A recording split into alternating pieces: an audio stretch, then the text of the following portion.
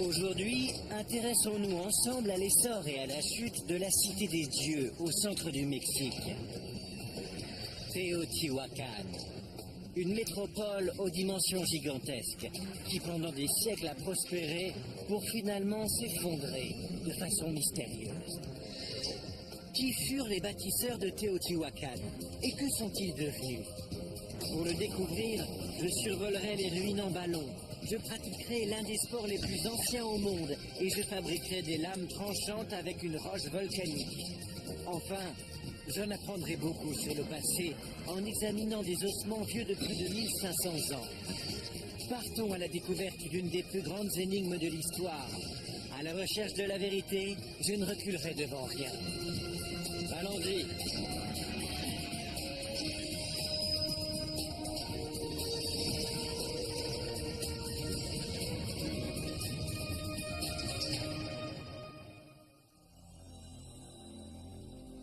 Voici les ruines de Teotihuacan. À une époque, ce fut un centre culturel des plus importants. Certains vous diront que c'était la toute première métropole dans cette partie du monde. Cependant, après des siècles de prospérité, elle s'est subitement effondrée et ses habitants ne nous ont laissé aucune trace écrite susceptible d'expliquer ce déclin. Mais aujourd'hui, il nous reste leurs ruines, leurs art et leurs tombes.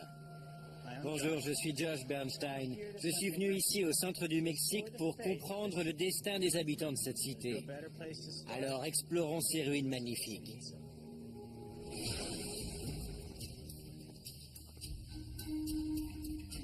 Il ne reste aujourd'hui que 3 grandes pyramides qui dominent la cité. Mais à son apogée, Teotihuacan en possédait plus de 200, qui parsemaient ses innombrables rues. De taille plus réduite, elles n'étaient parfois distantes les unes des autres que de quelques mètres. Les plus anciennes constructions datent approximativement du 1er siècle après Jésus-Christ. À son âge d'or, vers 450, Teotihuacan comptait près de 150 000 habitants, abrités dans des complexes de logements tout à fait nouveaux pour l'époque. La ville s'étendait sur environ 30 km², ce qui en faisait l'une des cités les plus vastes de l'Ancien Monde. Mais subitement, aux environs de 550 après Jésus-Christ, la cité fut désertée, et aucun document ne permet aujourd'hui d'expliquer les raisons de cet abandon. La cité est située à environ 50 km au nord-est de l'actuelle ville de Mexico. On confond encore aujourd'hui parfois les Teotihuacanos avec les Mayas ou les Aztèques. Mais les Mayas, bien que vivant pour certains à moins de 200 km de là, constituaient une civilisation parfaitement distincte des Teotihuacanos. Le peuple aztèque pourrait bien quant à lui être un descendant des Teotihuacanos. C'est ce grand peuple qui découvrit la cité silencieuse après plus de 700 ans de sommeil profond. Extrêmement impressionnés par ces ruines majestueuses, les Aztèques les intégrèrent même à leur propre légende. Enfin, ce sont eux qui donnèrent à la cité le nom qu'on lui connaît aujourd'hui. Teotihuacan, la cité des dieux. Aujourd'hui, bien que Teotihuacan soit le site le plus visité du Mexique, il reste étonnamment le plus mystérieux. Qui furent les bâtisseurs de Teotihuacan? Je me dirige actuellement vers le musée construit sur le site même en compagnie du Dr Mike Spence. Il a dirigé de nombreuses fouilles dans la cité. C'est un éminent spécialiste de l'analyse des restes humains. Mike me présente certains des membres les plus anciens de la cité. Enfin, ce qu'il en reste. Ces passionnantes recherches ont permis de mieux connaître la ville et ses habitants. Nos travaux ici ont considérablement bouleversé nos connaissances sur Teotihuacan. Nous avions d'abord dans l'idée qu'elle était une cité parfaitement pacifiste. Mais la découverte et l'analyse scrupuleuse de ces ossements nous a ouvert les yeux sur un aspect malheureusement beaucoup plus sinistre de son histoire. Vous dites que ces hommes étaient des soldats? Comme vous pouvez le voir, ils portent de larges colliers. Et à ces colliers sont suspendus des répliques de mâchoires humaines. Ce sont des répliques de musée ou bien ils ont vraiment été enterrés avec? Non, ils ont été inhumés avec. Ah, vraiment? Ces répliques symbolisent l'ensemble des hommes qu'ils ont tués à la guerre. Donc chacune de ces mâchoires représente une ou plusieurs personnes tuées. C'est ma conclusion. À en juger par le nombre de répliques, on peut supposer qu'ils étaient des soldats d'élite. Mais une étude beaucoup plus poussée sur d'autres restes humains va nous révéler encore bien davantage sur ces hommes et leur civilisation. Mike me conduit dans une réserve remplie du sol au plafond de boîtes contenant des restes humains découverts sur le site.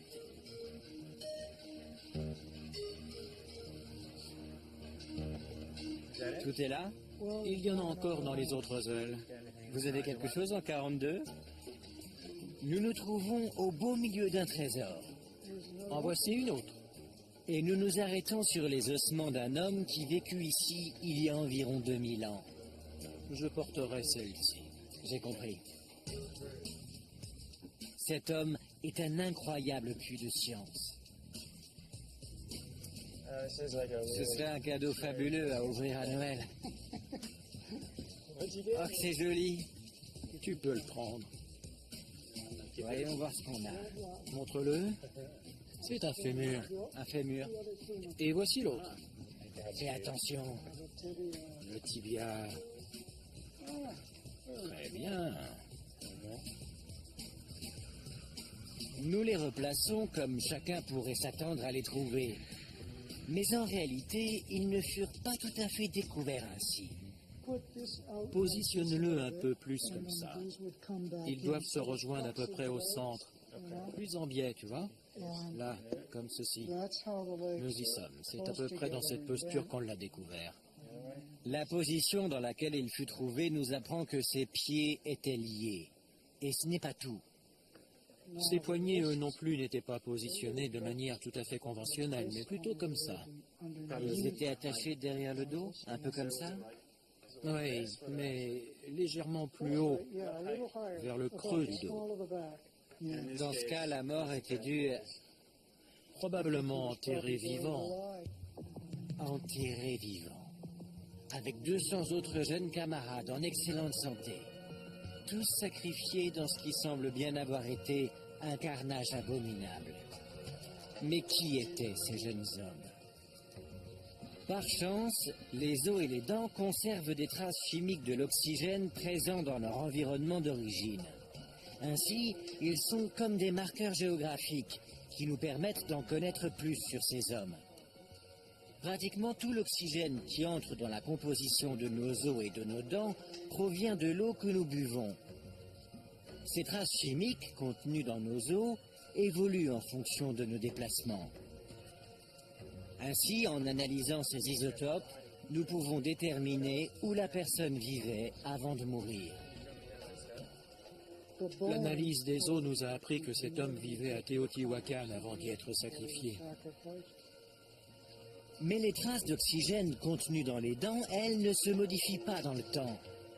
Notre denture conserve la trace de l'eau que nous avons bue dans notre enfance. Dans le cas de notre soldat, en comparant ces traces à celles contenues dans les différentes eaux de la région, Mike a pu déterminer qu'il n'était pas né dans la région. Nous savons de manière certaine que cet homme n'a pas passé son enfance à Teotihuacan, ni même dans les environs. Et vous savez où? On pourrait tout à fait imaginer les montagnes du Guatemala, à plus de 1000 kilomètres d'ici. Ou peut-être aussi Michoacán, à 200 ou 300 kilomètres d'ici. En conclusion, on peut tout à fait supposer que cet homme est né loin d'ici, certainement dans une région montagneuse du Guatemala, puis qu'il est arrivé un jour à Teotihuacan, où il est devenu soldat. Il a pu servir pendant un certain nombre d'années avant d'y être sacrifié. Toutes les autres victimes ont des histoires similaires. La plupart sont nés loin d'ici, puis sont arrivés un peu plus tard dans la cité. Ceci permet de conclure que les dirigeants recrutaient leurs soldats très largement dans la Mésoamérique avant de les sacrifier sur l'autel de l'État. Est-ce que ça ne témoigne pas du réel pouvoir de la cité de Teotihuacan?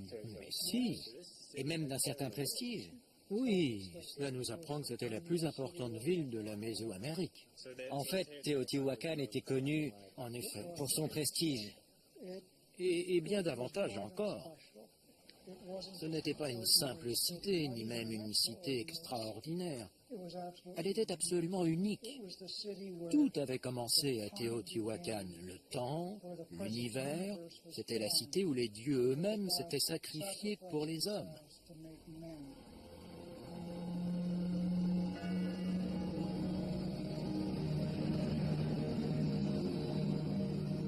Mais ici, on ne demandait pas seulement à ces hommes de risquer leur vie sur le champ de bataille.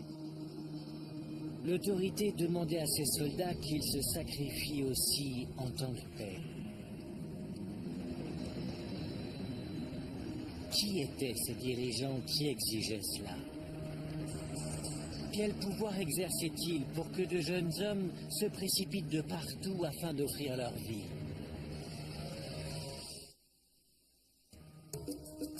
Je poursuis ma quête pour savoir qui a bâti la cité des dieux. Je sais presque tout des secrets de leurs ossements, et j'ai fait une découverte effrayante, les sacrifices humains. Maintenant, explorons les secrets dissimulés dans les monuments afin d'en savoir plus. Devant l'étendue et la splendeur de Teotihuacan, les archéologues et les scientifiques sont longtemps restés perplexes. L'architecture épique et l'organisation de la cité suggèrent une autorité centrale et puissante. J'ai demandé à Linda Manzanilla, une archéologue de premier ordre, de nous parler de l'organisation de la cité. Les premiers habitants se sont installés quand? Nous avons des preuves que des hommes se sont installés dans la vallée au sud aux environs de 400 avant Jésus-Christ. Mais les premières constructions remontent à 80 après Jésus-Christ. Nous pensons qu'une certaine élite a dessiné le plan de la cité en s'inspirant du cosmos mésoaméricain. Vous dites qu'il existe une symbolique dans le plan de la cité? Oui, le plan de la ville procède de cette idée du cosmos.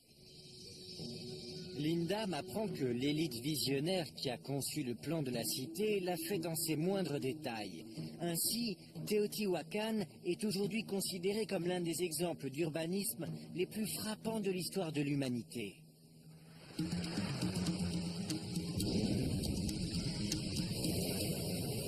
Afin de bien saisir toute l'étendue de la cité, Linda me conseille de prendre un peu de hauteur. Bien, je crois qu'on est parti.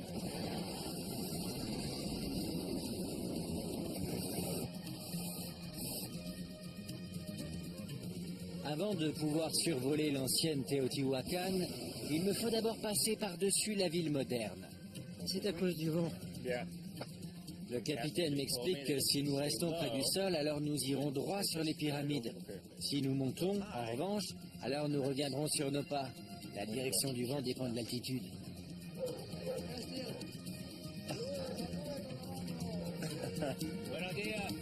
De nos jours, environ 45 000 personnes vivent sur le territoire de Teotihuacan.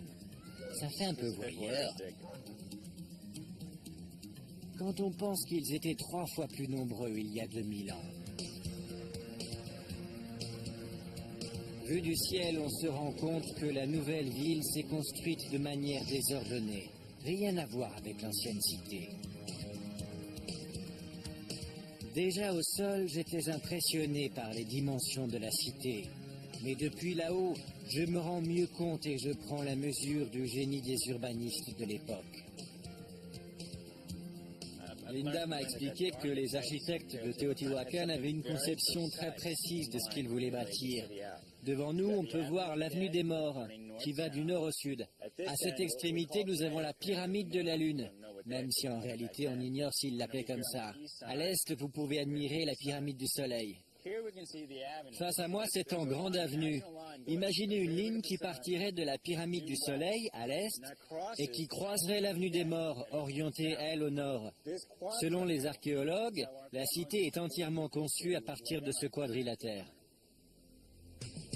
Mais quelque chose d'autre dans ce plan frappe l'observateur attentif. En apparence, chaque mur et chaque rue semblent parfaitement orientés nord-sud. Cependant, tous sont en réalité désaxés de 15 degrés 25 minutes vers l'est. La signification de cette curieuse orientation reste un mystère. En revanche, vu du ciel, il paraît évident que rien, absolument rien dans cette cité n'a été conçu sans avoir été au préalable mûrement réfléchi. On a le sentiment que les dirigeants ont voulu que leur pyramide rivalise avec les montagnes environnantes. Ainsi, elle devenait une manifestation de la puissance de ces dirigeants, une puissance presque aussi grande que celle des dieux eux-mêmes.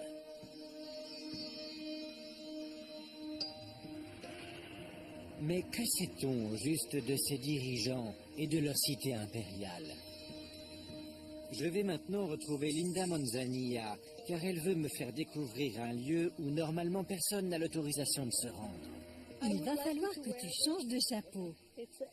Et nous allons cheminer dans un tunnel qui serpente vers le cœur de la pyramide. C'est un peu l'entrée du monde d'en dessous. Ok, on y va. Linda me conduit donc au-dessous de la pyramide du Soleil, l'un des plus gigantesques édifices de ce type à travers le monde. Cette pyramide est aussi haute qu'un immeuble de 20 étages, et elle est remplie de 3 millions de tonnes de terre et de gravats. Ah, c'est par ici l'entrée? Non, non, ça c'est un tunnel créé par les archéologues. Nous, on entre par ici. Le tunnel que nous empruntons est le seul construit par les anciens qui ait été découvert à ce jour. Mais d'après Linda, il existe d'autres voies. Elle souhaite me montrer comment s'y prennent les archéologues pour les rechercher et surtout pourquoi il serait si important de les découvrir.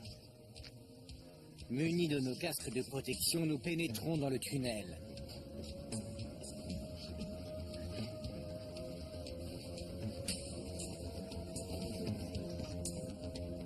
Selon Linda, ce boyau a été percé en remontant les rochers volcaniques qui n'étaient pas naturellement scellés vers la surface. Il en résulte un tunnel qui serpente vers le bas sur une centaine de mètres. C'est plutôt oppressant, humide, et l'impression de s'enfoncer dans la terre est forte. Je plonge en direction du cœur de la pyramide.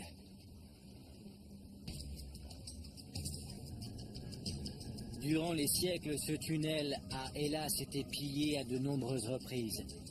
Tout ce qu'il nous reste aujourd'hui, ce sont les conduites en pierre qui servent à évacuer l'eau depuis le sommet. La découverte d'un nouveau tunnel ou d'une salle serait une réelle avancée pour les archéologues. Elle apporterait son nouveau lot de trésors, d'indices, qui permettrait peut-être de résoudre les mystères de cette cité. En fait, j'ai du mal à respirer.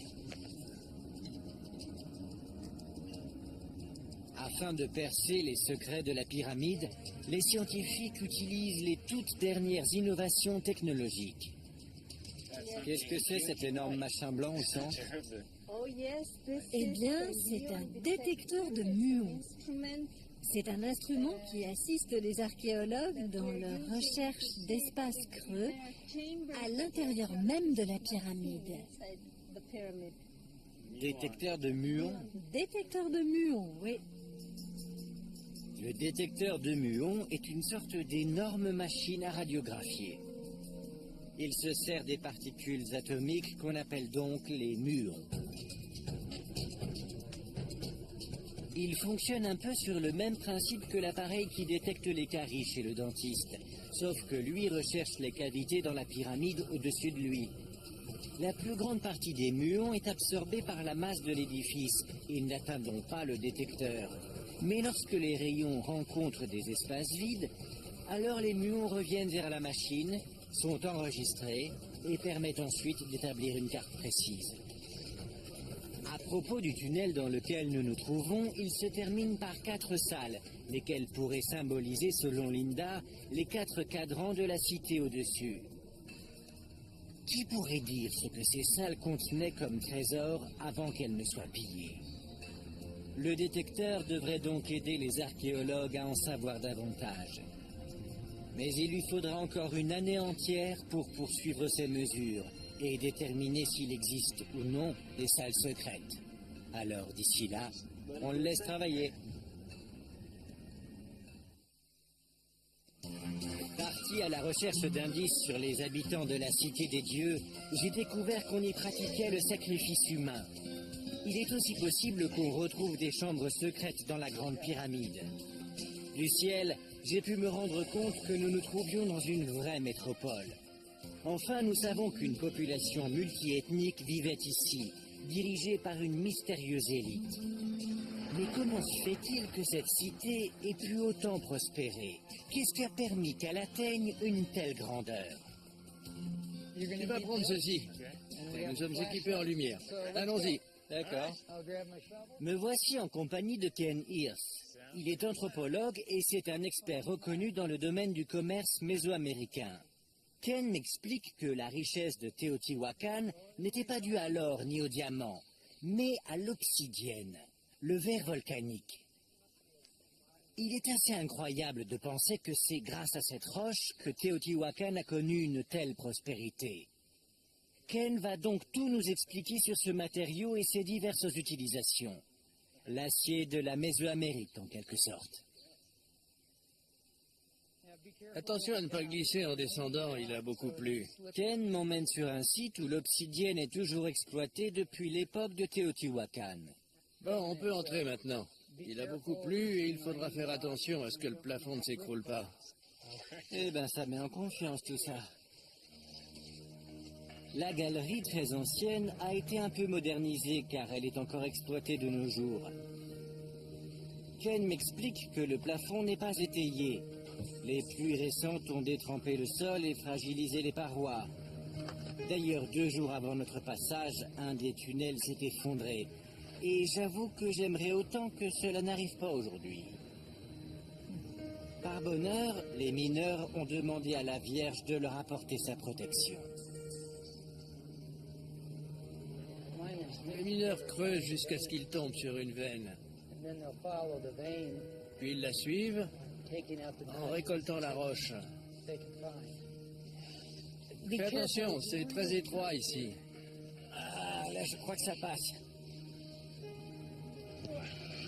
Ken et moi parcourons un long chemin dans les galeries. On ne perçoit plus la lumière de l'entrée du tunnel. Par précaution, nous avons demandé à des mineurs de rester attentifs à l'entrée de la grotte, juste pour le cas où. Josh, viens voir ici. Oh. Waouh, là-haut. Regarde là-haut.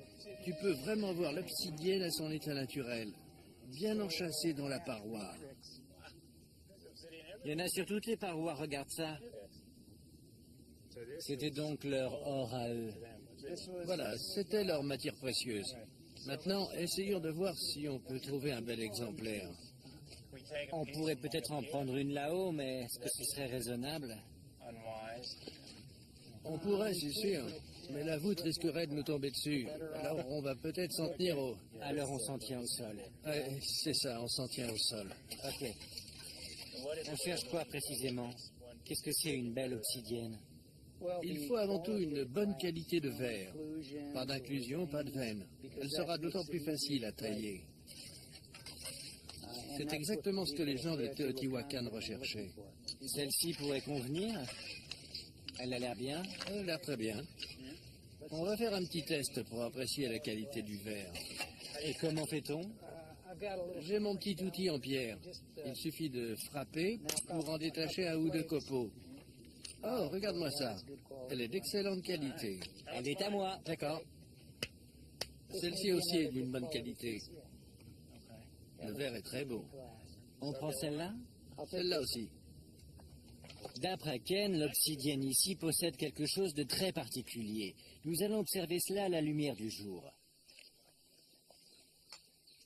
À la sortie de la mine, il y a une zone où les mineurs ont abandonné leurs déchets.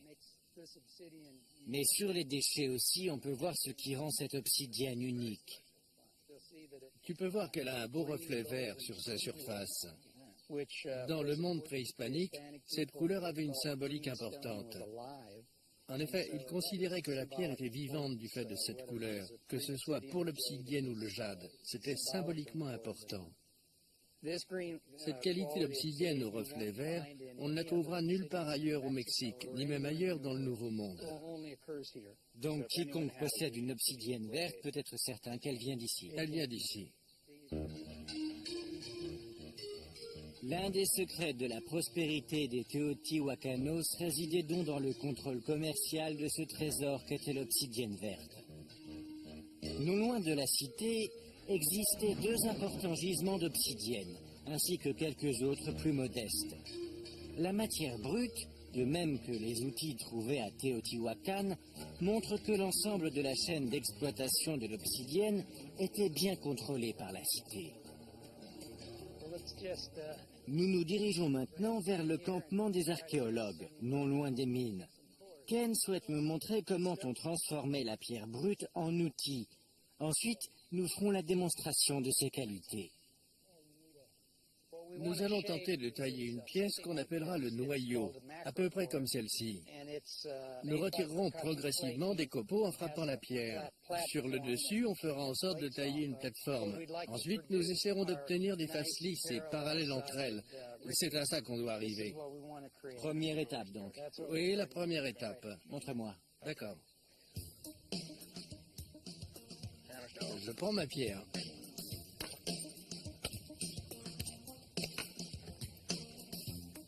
Dur. Obtenir ce noyau est un travail de taille de pierre standard, mais l'obsidienne est un matériau dur. Je vais frapper très fort à cet endroit, on verra bien si j'y arrive. Je pense que non. Finalement, retrancher des copeaux s'avère assez facile. Mais il faut faire preuve de suffisamment d'adresse pour ne pas en retirer de trop gros, ce qui rendrait le noyau inexploitable. J'aimerais autant éviter. C'est bien. Ouais? C'est bien. C'est bien, tu continues tout autour. Pour bien apprendre la taille, il faut casser beaucoup de pierres. Une fois qu'ils avaient obtenu de bonnes proportions pour le noyau, comme sur celui-ci, ils utilisaient les arêtes pour en extraire des lames. Voici un noyau typique comme ils savaient en tailler. Et c'est à partir de toutes ces arêtes parallèles que tu vois ici que l'on va maintenant pouvoir extraire les lames. En voici une.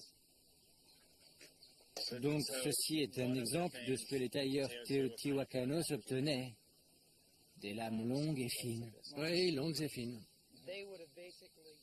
Les Teotihuacanos se calaient contre un tronc ou bien une souche, mais Ken, lui, s'est fabriqué son propre appareil. Tout d'abord, il maintient le noyau avec ses pieds, en exerçant la bonne pression. Cela requiert de l'adresse et de la précision. Qualité que Ken a acquise au cours de longues heures de dure pratique. Et d'une. Super! C'est magnifique. On retire beaucoup de lames d'un seul noyau. Ainsi, on les détache les unes après les autres, patiemment. On voit exactement d'où elle provient.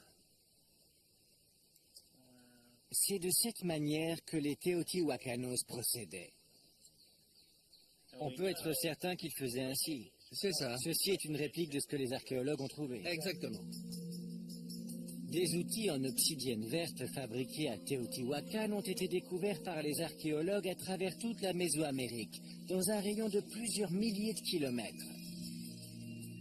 Ce commerce de l'obsidienne fut la base de la prospérité de Teotihuacan dans cette partie du monde. Marchands et artisans transportaient leurs noyaux de pierre dans les villes où, devant leurs clients, ils les débitaient en lames coupantes. Mais les Teotihuacanos ne contrôlaient pas uniquement le commerce de la matière première. Ils contrôlaient également tout le savoir-faire essentiel à leur suprématie. N'oublions pas que cette société ne connaissait pas encore le métal. Toutes leurs lames provenaient de la taille de l'obsidienne, dont aujourd'hui encore on peut tirer des outils plus tranchants que les meilleures lames chirurgicales. Ah bon? Même encore aujourd'hui? Même aujourd'hui. Excellent. Laissez-moi vous expliquer ce qui va se passer maintenant. Des mineurs sont en train d'apporter une chèvre qu'ils vont préparer pour le dîner. Je vais mettre un point d'honneur à utiliser mon nouvel outil. La raison pour laquelle des lames d'obsidienne ont été trouvées sur tout le territoire mésoaméricain est tout simplement qu'une fois connu, l'outil était immédiatement adopté et devenait indispensable. C'est lui qui a apporté la viande à table. Ils utilisaient les lames d'obsidienne pour toutes leurs armes, ainsi que pour toutes les activités liées aux cérémonies religieuses. En laissant couler leur propre sang, ils faisaient une offrande aux dieux. Ils se perçaient aussi la langue ou l'oreille avec un fin stylet. Le sang recueilli devenait sacré. Waouh! Alors c'était un outil pratique, cérémoniel et sacré. Les gars vont revenir et emporter leur chèvre. Le contrôle et la maîtrise d'un matériau aussi utile et indispensable fit de Teotihuacan un centre très dynamique, avec une sphère d'influence dépassant largement les limites de la cité. J'ai tenté de rassembler pour vous les éléments qui font l'histoire de Teotihuacan. J'ai découvert une métropole extrêmement bien pensée, où l'on pratiquait manifestement le sacrifice humain. Et je viens tout juste de découvrir que son pouvoir provenait de la pratique de la taille d'une pierre. L'obsidienne a fait de Teotihuacan le centre culturel dominant de toute la région.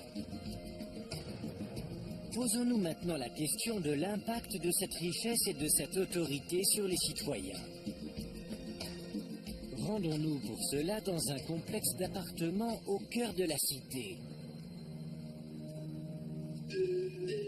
Environ 300 ans après les premières installations à Teotihuacan et après l'édification de ces temples monumentaux, les urbanistes transposèrent tout leur savoir-faire sur la construction de plus de 2000 complexes de logements. Nous voici à nouveau en compagnie de Mike Spence. Il nous explique qu'à son âge d'or, vers 450 après Jésus-Christ, la cité comptait plus de 150 000 habitants. C'est un appartement. Ici, les gens vivaient, prenaient leur repas, dormaient. Afin qu'ils soient fonctionnels, ces appartements avaient été prévus exceptionnellement spacieux pour l'époque. C'est un cas absolument unique. La Mésoamérique n'avait jamais connu ça avant et nulle part ailleurs on ne retrouvera quelque chose de semblable. Existe-t-il un moyen de savoir s'il s'agissait là d'un progrès majeur dans le mode de vie des gens? Je suppose que l'État a dû user d'un peu de force pour que les gens acceptent de s'installer ici. C'est une architecture d'État en quelque sorte. Les pièces communes en témoignent. Ici, c'est un appartement.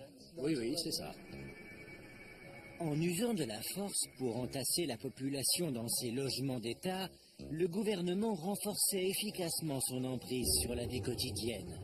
Mais la manipulation sociale ne s'arrêtait pas là. L'endoctrinement politique était intégré jusque dans la décoration de chaque logement. Cherchons à en découvrir un peu plus. Teotihuacan possédait certainement une écriture, mais rien de tel n'a encore été découvert à ce jour. Il existe cependant un autre moyen d'apprendre. C'est en étudiant l'art et les objets manufacturés qui nous ont été laissés.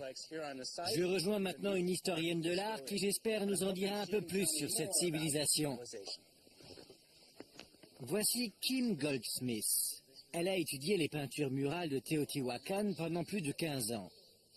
D'après elle, l'art dans la cité était largement aussi bien planifié que son architecture.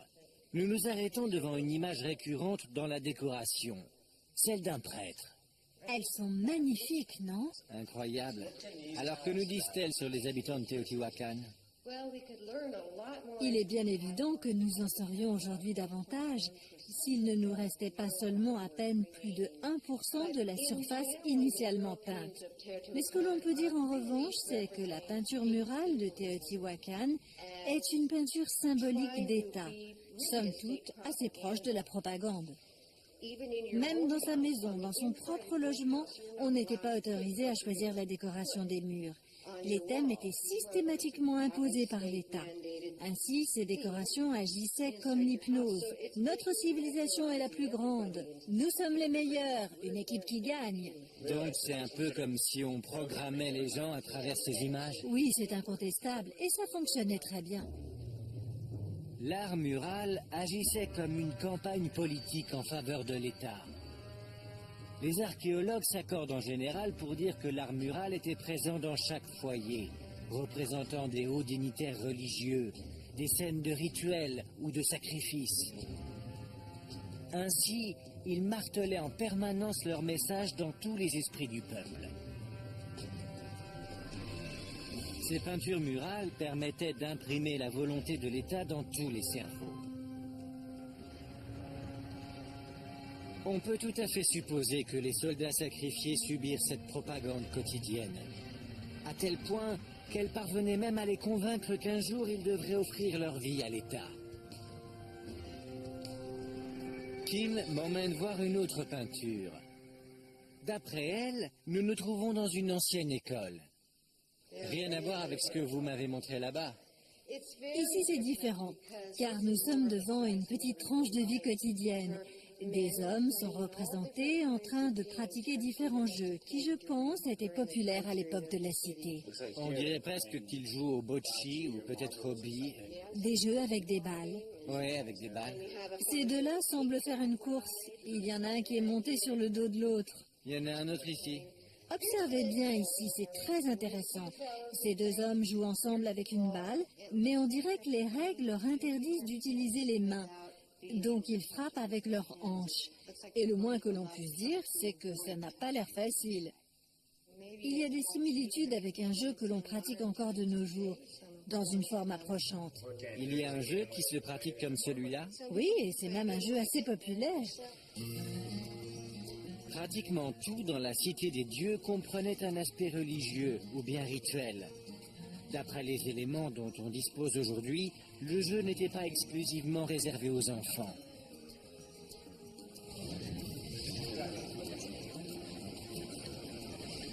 Afin de savoir si ce jeu auquel nous avons pensé peut m'éclairer sur cette culture, je m'envole pour la côte ouest du Mexique, où il est toujours pratiqué aujourd'hui. Là-bas, je rencontre Ricardo Urquijo, qui connaît très bien ce jeu et ses règles. Un jeu que l'on appelle Ipulama. Nous y voilà? Oui, Ulama. Comme vous pouvez le voir, nous jouons sur un petit terrain, le tastet, qui est partagé en son milieu par une ligne dessinée à la craie, qu'on appelle un alco. Eh bien, si cette équipe rate la balle, alors le point est pour l'équipe adverse. C'est un peu comme le volleyball. Chaque équipe doit renvoyer la balle dans le camp adverse, sauf que là, ils n'ont pas le droit d'utiliser leurs mains. Donc, ils utilisent leurs hanches. Combien de points pour gagner? 8. Ce jeu remonte à une époque bien antérieure aux Aztèques, et même bien antérieure à la civilisation des Teotihuacanos. Il faut remonter jusqu'à 4000 ans derrière nous. Est-ce que je peux essayer pour voir? Bien sûr. Tu dois retirer tes chaussures.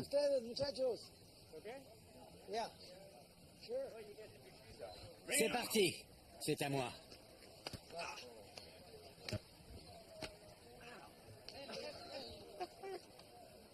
Apprendre le ulama, c'est avant tout apprendre à bouger ses hanches.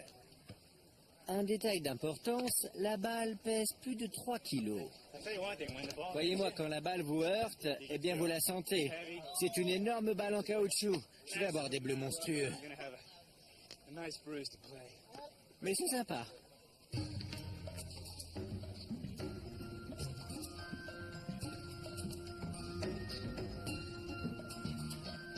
Aujourd'hui, c'est un jeu amusant et qui paraît bien inoffensif. Cependant, il semblerait qu'à l'époque lointaine de Teotihuacan, il l'était en fait beaucoup moins. Ce jeu entre deux équipes symbolisait la lutte entre les dieux du ciel d'une part et les esprits du monde d'en dessous d'autre part. La balle, quant à elle, symbolisait le soleil. L'État de Teotihuacan, en transformant un simple jeu physique en un rituel ultra symbolique, a une fois encore trouvé un moyen d'exercer son pouvoir déjà omniprésent sur la vie quotidienne. Ricardo, vous savez si en 2000 ans les règles ont beaucoup évolué? Je crois qu'on peut effectivement le dire, puisqu'à l'époque de Teotihuacan, le vainqueur offrait sa vie aux dieux. Et cela, bien sûr, dans le but d'attirer la fertilité, les bonnes récoltes ou la pluie. Si je comprends bien, celui qui pratiquait ce jeu voulait mourir. Oui, c'est cela. Avec mon regard d'aujourd'hui, j'aurais plutôt pensé qu'on sacrifiait le perdant. Bien sûr. On a gagné, vous mourrez. Mais vous m'expliquez que c'était un honneur pour l'équipe gagnante de pouvoir offrir sa vie aux dieux? Oui, tout à fait. C'est bête, je ne me rappelle plus qui a gagné. En fait, j'ai perdu. Je suis content de rentrer à l'hôtel sans mal. Enfin, presque. Mais j'ai appris quelque chose. À Teotihuacan, la présence de l'autorité était telle que durant des siècles, des hommes durent offrir leur vie en temps de guerre, mais aussi en temps de paix.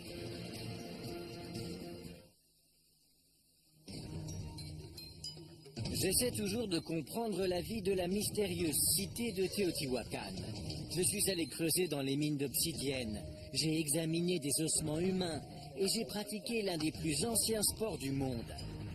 Il y eut même une époque où de jeunes gens offraient leur vie à cette cité. Mais comme beaucoup d'autres métropoles, celle-ci s'éteignit un beau jour. Tentons de comprendre pourquoi. Un indice primordial se cache dans un matériau banal, la chaux. À l'origine, les pyramides de la cité étaient entièrement recouvertes de chaux. Puis elles étaient ensuite magnifiquement décorées par des artistes. Elisabeth Soliero, une scientifique qui a étudié l'impact de Teotihuacan sur son environnement, explore actuellement une théorie qui tend à devenir de plus en plus populaire. Voici un four identique à ceux que les Teotihuacanos utilisaient pour fabriquer la chaux, avec laquelle ils enduisaient ensuite les parois des pyramides. Comment faites-vous? Il faut beaucoup de bois? Oui, il faut énormément de bois. La chaux est passée au four, puis réduite en poudre. Elle sera additionnée d'eau.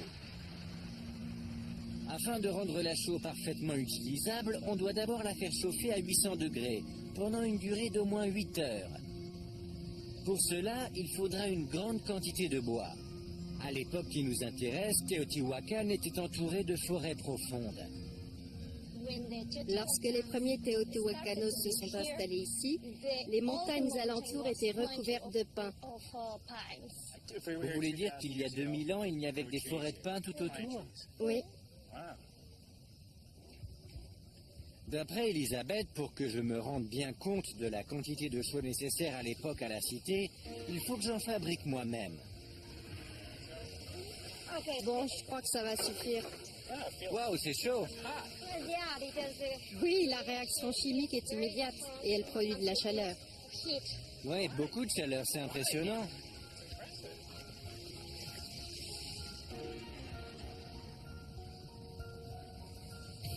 Afin de conserver leur cité en bon état, les Teotihuacanos blanchissaient et reblanchissaient leurs murs en permanence. Pour cela, ils devaient probablement faire fonctionner des fours qu'ils n'éteignaient jamais.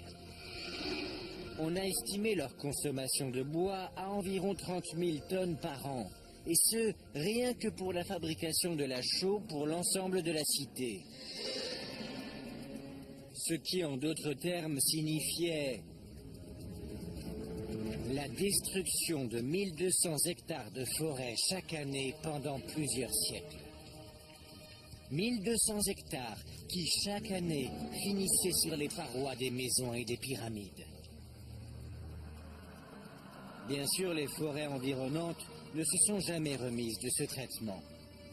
La cité non plus d'ailleurs, car l'érosion du sol qui s'ensuivit immanquablement a fait chuter la productivité agricole, laissant place à la crise.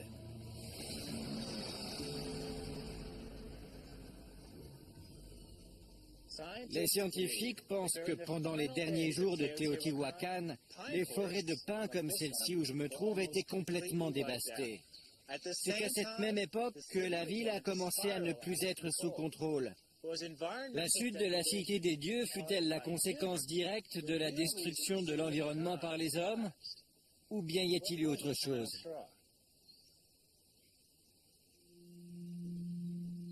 Une fois encore, il se pourrait bien que la réponse se trouve dans les ossements. Mike me conduit jusqu'à une sépulture tout près d'un complexe de logements. Apparemment, les habitants de Teotihuacan inhumaient leurs morts dans les cours de leurs habitations. C'est donc ici. Les archéologues l'ont fouillé, puis ils l'ont recellé ensuite. Nous avons vu les tombes des soldats d'élite sacrifiés pour l'honneur des dieux. Aujourd'hui, Mike souhaite nous montrer ce que les archéologues ont découvert dans les tombes des citoyens ordinaires. Voici le genre d'objet qui a été découvert. Tout ceci témoigne de la richesse de Teotihuacan. On trouve des pierres vertes, de petits ornements bleus, du corail aussi, et tout ça provient de régions éloignées d'ici. Ces petites choses peuvent nous sembler assez dérisoires aujourd'hui. Cependant, elles étaient considérées comme des trésors par les habitants de la cité, des trésors qui les accompagnaient jusque dans la tombe. Durant des siècles, les gens pensaient effectivement que ces objets les suivraient dans leur dernière demeure, mais tout changea dès que la forêt se réduisit. Donc tout cela fut trouvé dans des tombes comme celle-ci. Oui. Dans tout Teotihuacan? Eh bien, pas exactement. Dans les premiers temps, oui. On pouvait trouver ce genre de richesse partout à travers la cité. Certains en avaient plus que d'autres, mais tous en possédaient un peu. Et les choses ont changé. Dans les derniers temps, oui. On ne trouvait plus ce genre d'objet que dans les tombes des plus riches, dans le centre de la ville. Les richesses se sont réparties différemment. L'écart devenait de plus en plus considérable entre les catégories sociales. On dirait qu'il y a eu un profond changement interne ici à Teotihuacan. C'est au cours du dernier siècle ou à peu près que les choses ont commencé à se dégrader sérieusement. Et une fois encore, c'est dans les dents qu'on va trouver la réponse. Nous avons analysé les dentitions, nous avons pu y observer des marques de rupture dans leur développement. Ces marques ont augmenté avec le temps chez les habitants des logements les plus modestes. En conclusion, on peut dire qu'ils ont connu plusieurs périodes d'interruption du développement. Des interruptions très certainement liées à des infections, à la malnutrition ou à des traumatismes.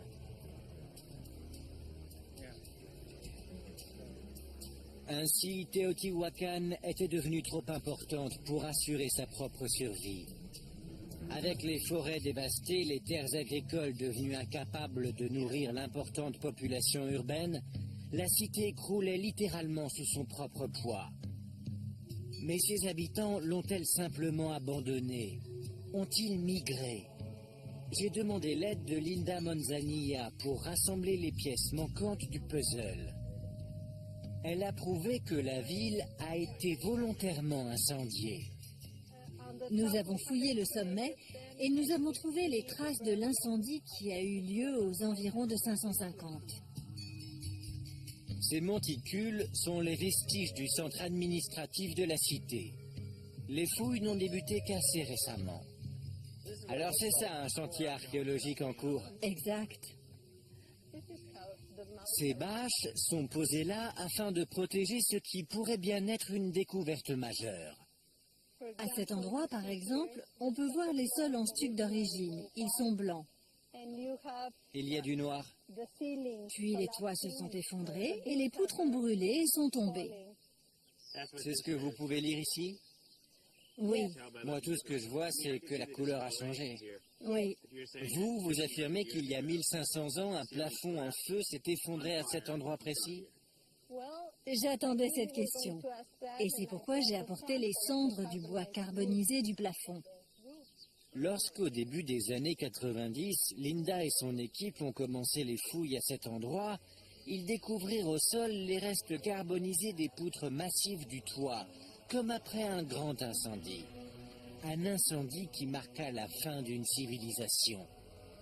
Le bois carbonisé est fragile, alors Linda n'en a apporté qu'un tout petit échantillon. Le reste a été conservé et analysé pour permettre la datation. Nous avons daté la construction, c'est la partie blanche. Puis nous avons daté la chute, c'est la partie noire.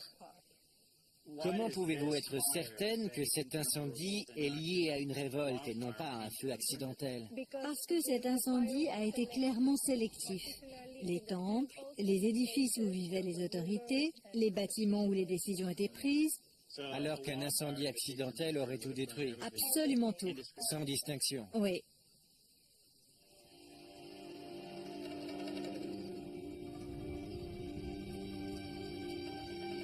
Durant des siècles, les autorités de Teotihuacan ont dominé chaque aspect de la vie des hommes et des femmes de la cité, allant parfois jusqu'à exiger d'eux le sacrifice ultime. En échange, on leur promettait pourtant protection et bonheur éternel.